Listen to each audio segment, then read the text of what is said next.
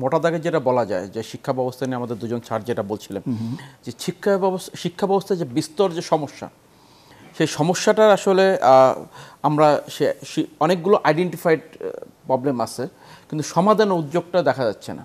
প্রথমত যে বিষয়টা আসছে যে আপনার শিক্ষা উপদেষ্টা সিআর আবরার স্যারের বিষয়ে যেটা আসছে, খুব অবাক হওয়ার বিষয় যে উনি বা চিফ অ্যাডভাইজার অফিস থেকে বলা হচ্ছে যে সচিব মহোদয় 4 ঘন্টা আপনার ওটাকে সাইন করেননি। এখন আমি অবাক হই যে 4 ঘন্টা একজন সচিব সাইন করেন, এই জন্য কি রাষ্ট্রের কাজ আটকে থাকবে? তাহলে আদার্স যারা ছিলেন তারা কি করেছেন? সচিবের হায়ার অথরিটি কি করেছেন? উনি করলেন না, কিন্তু আমাদের তো দেশে আপনার রুলস বিধিবিধান আছে, সচিব করলেন না, তার হায়ার অথরিটি তখন কি করেছে? এটা তো একটা এমার্জেন্সি পিরিয়ড এক। দ্বিতীয় কথা হচ্ছে যে শিক্ষার্থীরা এখন বারবার রাস্তা নামছে। এর অর্থ হচ্ছে যে শিক্ষার্থীদের যে চাহিদা, তাদের যে আকাঙ্ক্ষা, সে আকাঙ্ক্ষার জায়গাটা তারা ফিল আপ হয়নি, তারা বারবার রাস্তা নামছে। এই জায়গা থেকে, শিক্ষার জায়গা থেকে, আমাদের চাহিদার জায়গা থেকে আমরা সেই জায়গাটা ফিল আপ করতে পারিনি। এবং সবচেয়ে বড় বিষয় হলো শিক্ষা মন্ত্রণালয় এখন পর্যন্ত দৃশ্যমান বড় পরিবর্তন আছে এমনটাও দেখা যাচ্ছে না, বরং এটা দেখা যাচ্ছে যে এখানে বেশ কিছু অব্যবস্থাপনা আমরা চোখে পড়ছে। যেমন বই ছাপানো নিয়ে কিছু আলোচনা ছিল, সেই জায়গা থেকে শিক্ষা মন্ত্রণালয় এখন পর্যন্ত খোলাসা করেনি যে আসলে ওই জায়গাটা কি হয়েছিল। আমরা তো মনে করি যে স্বচ্ছতার যেই কথাটা বলা হচ্ছিল, 5 আগস্টের যেই আন্দোলনের স্পিরিট ছিল স্বচ্ছতা শো করা, সেই জায়গা থেকে শিক্ষা মন্ত্রণালয় পারত যেটা আপনার গভীরভাবে এটাকে আপনার তদন্ত করে বিশ্লেষণ করে সেটাকে সবার সামনে উন্মুক্ত করা। তদন্ত প্রতিবেদন পুরোটা উন্মুক্ত করা উচিত। আমাদের তদন্ত প্রতিবেদন উন্মুক্ত হচ্ছে না, বিভিন্ন মন্ত্রণালয়ে যেগুলো হচ্ছে না, শুধু সুপারিশ আসে। কেন? টোটালটা উন্মুক্ত হওয়া উচিত। সেখানে কে দোষী কে নির্দোষ সেটা আমাদের মানুষ জানুক। স্যার একটা বিষয় বললেন যে বেসরকারি আপনার বিশ্ববিদ্যালয়, প্রাইভেট বিশ্ববিদ্যালয়গুলোতে আপনার ভ্যাট আছে 10%। এটা তো খুবই একটা অন্যায়। আপনি একটা জাতিকে আপনি শিক্ষিত করবেন, সেখানে আপনার তো সাবসিডি দেওয়া উচিত, কিন্তু আপনি সেখান থেকে ব্যবসা করতেছেন। প্রাইভেট বিশ্ববিদ্যালয়কে আপনি ব্যবসা করতে উৎসাহিত করতেছেন, দ্যাট মিনস 10% তো স্টুডেন্টদের ঘাট থেকে যাচ্ছে। এখন একজন বাবা মায়ের যদি 3 জন সন্তান থাকে বা 2 জন সন্তান থাকে, তাকে তো 2 জন সন্তানের পিছনে তার ব্যয় করতে হচ্ছে। মূল্যস্ফীতি, আপনার আদার যে খরচ, সব দিকে তো আপনার হচ্ছে। আপনি মানুষের সামাজিক নিরাপত্তা দিতে পারছেন না। এখনও আমাদের দেশের আইনশৃঙ্খলা অবস্থা ভালো হচ্ছে না। কেপিআই, আপনার সেক্রেটারিয়েট তো কেপিআই, সেখানে আমরা বারবার দেখছি যে লোকজন ঢুকে পড়তেছে। সচিবালয়ের মতো একটা স্পর্শকাতর জায়গায় লোকজন ঢুকে পড়ছে। আপনি সামাল দিচ্ছেন, ঠিক আছে, আপনি পরিস্থিতি সামাল দিচ্ছেন, কিন্তু আপনি সারা বিশ্বে মেসেজ কি যাচ্ছে? কিন্তু আসলে কি মন্ত্রণালয় অরক্ষিত হয়ে যাচ্ছে কিনা বা অরক্ষিত কিনা? অবশ্যই অরক্ষিত।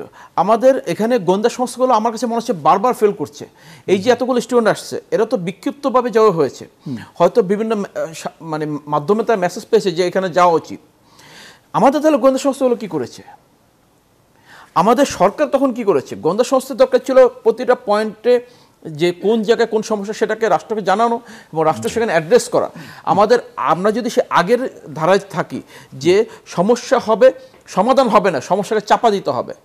বালিশ চাপা দিয়ে, আগুন চাপা দিয়ে তো রাখা যায় না, তরুণদেরকে চাপা দিয়ে রাখা যাবে না। আপনার যেখানে বলা হচ্ছে যে এনটিআরসিতে যেই সমস্যাটা, আমরা এখানে এই আলোচনা তো আসছে, বারবার আসছে, যেখানে একটা হিউজ জনগোষ্ঠীকে তাদের সার্টিফিকেট থেকে বঞ্চিত করা হয়েছে। 23,000 বলা হচ্ছে, কেউ বলছে 18,000, যেটাই হোক। এই যে বলা হচ্ছে, এটা একটা জাজমেন্টের বিষয়। হ্যাঁ, শিক্ষা মন্ত্রণালয় পারত যে আসলে সেটাকে আবার রিএভালুয়েট করতে, হ্যাঁ ঠিক আছে, যে একটা রেজাল্ট হয়ে গেছে, আমরা আবার এটাকে পুনর্মূল্যায়ন করি এবং আমরা সেটা প্রকাশ করি যে আগের যেটা মূল্যায়ন করা হচ্ছে সেটা সঠিক ছিল, অথবা এই কারণে সঠিক ছিল, অথবা সঠিক না থাকলে এই কারণে সঠিক ছিল না, এবং যারা দেয় তাদেরকে পানিশমেন্ট করা হোক। বরঞ্চ তা হচ্ছে না, আমরা বলেছি পাস করে দিয়েছি, ফেল করে দিয়েছি। এই যে আপনার ইগো কিন্তু আমরা ইগো দেখেছি, আগেও দেখেছি।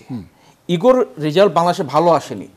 আমরা ইগো থেকে মানবিক হওয়া দরকার, রাষ্ট্রকে আরও মানবিক হওয়া দরকার।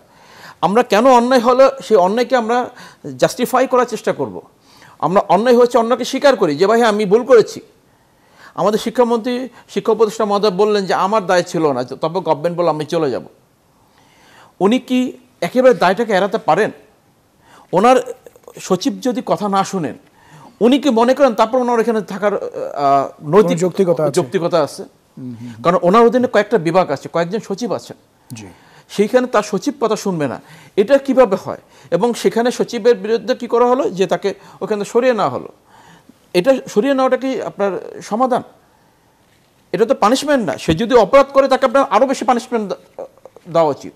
আর সে যদি অপরাধ না করে তাহলে বিনা অপরাধে তাকে বলি দেওয়া, যেটা আমাকে স্যার বলেন যে তাকে বলি দেওয়া হলো কেন? যদি অপরাধ না করেন তাকে বলি দেওয়া উচিত না, কারণ আপনি একটা যদি নিরীহ তাকে কেন বলি দিবেন? সুতরাং সবগুলো বিষয়কে একেবারে পুঙ্খানুপুঙ্খানু যাচাই করা উচিত। আমরা এখনও যদি সে যাচাইয়ের কালচারে না যেতে পারি, আমরা যদি সে ইগোর জায়গা থেকে যাই, তাহলে আমাদের সমস্যার সমাধান হবে না, বরং দিন দিন সমস্যা বাড়বে।